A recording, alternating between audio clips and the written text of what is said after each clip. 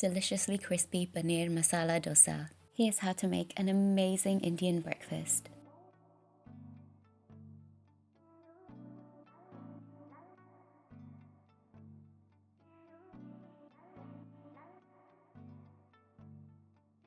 Let's start by making the dosa batter. This is idli rice. It's also known as parboiled rice and contains the perfect amount of starch for making dosa batter.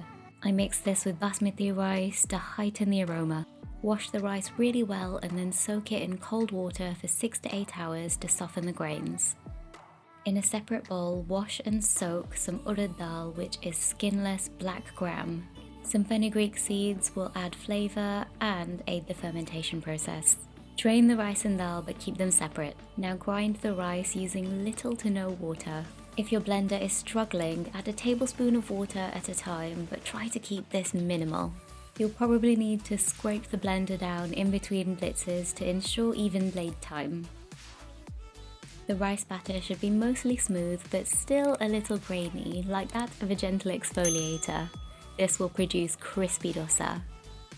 Transfer the rice batter to a deep bowl and then add the dal to the blender along with some poha, which is flattened rice flakes. Unlike the ground rice, the dal batter needs to be completely smooth. This is why it's imperative that they are ground separately. The viscosity of the ground urad dal is what gives the dosa batter a uniform body, which is easy to spread later. Again, try to add very little water, but if your blender is struggling, add a tablespoon of water at a time. This mixture is perfectly smooth and ready to be mixed with the rice. You will notice I'm whipping this batter using my fingers. This is super important as the heat from my hands is going to aid the speedy fermentation process we want. It's now time to cover this bowl and stow it away in a warm place. The key to making perfect dosa is to ferment the batter well. 8 to 10 hours will usually suffice, but if it's cold, it can take longer. Don't add any salt at this point because it will slow down the fermentation. It's still super cold here, so my batter was ready after 12 hours, and as you can see, it's of a thick, flowing consistency with lots of bubbles, and it billows off the ladle like lava. The flavour is a happy kind of sour, just as it should be. Congratulations! Now that the dosa batter is ready, we can move on to making the filling. Chunks of soft, fresh Indian cheese bound together in a glorious peppery masala. The first thing we need to do is pan fry our paneer for a beautiful golden crust. I'm doing this in ghee, but you could also use oil. Sautéing the paneer not only gives it a great colour, it also adds some beautiful texture to the dish. Take some care while you're doing this because the paneer does have a tendency to hiss and spit.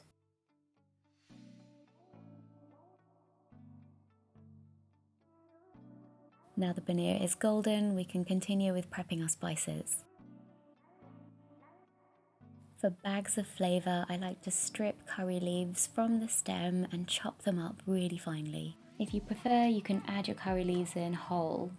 To slice, simply bundle them up just like this and then chop with a sharp knife into fine shreds. Masala dosa has evolved over the years and has seen so many different variations.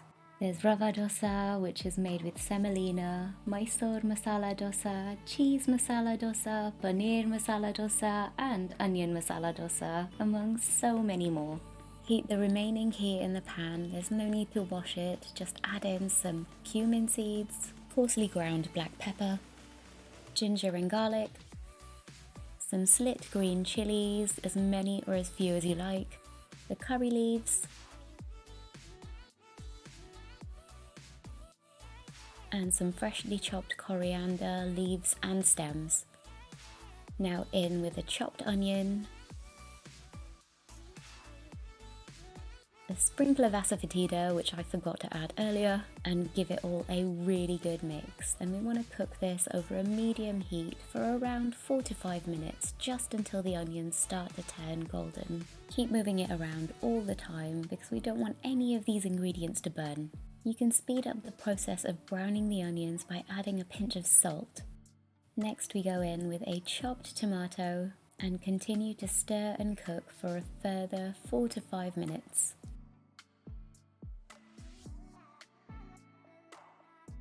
Once it gets to a soft and kind of mushy stage, we want to add our dry spices. First up, some turmeric and garam masala. I'm using a homemade blend, but you can also use shop bought. Stir and cook this for another couple of minutes. Move it all the time because dry spices do have a tendency to burn quickly. If you find it is burning, then you can either turn the heat down or add in a tiny splash of water.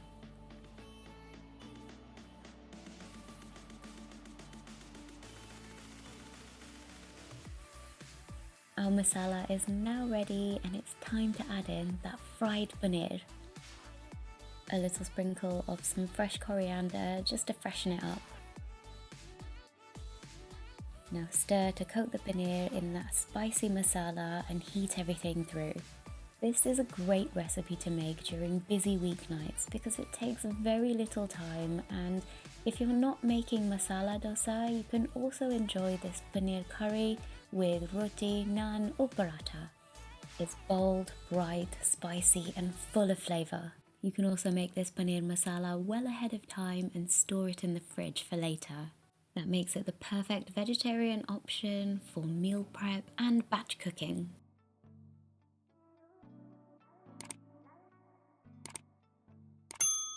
Once the paneer has heated through, all of those soft cheese chunks will become super squidgy. It's time to eat.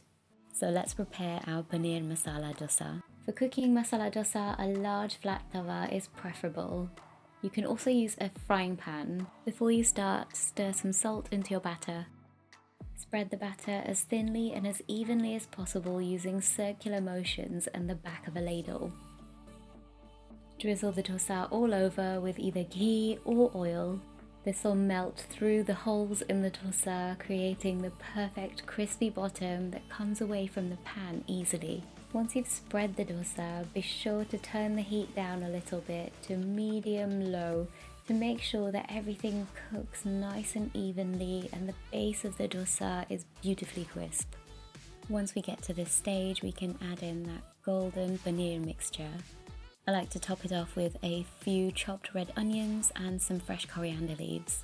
Once you can see the dosa is starting to brown really nicely underneath, use a spatula, sliding it underneath to prise it away from the pan very gently.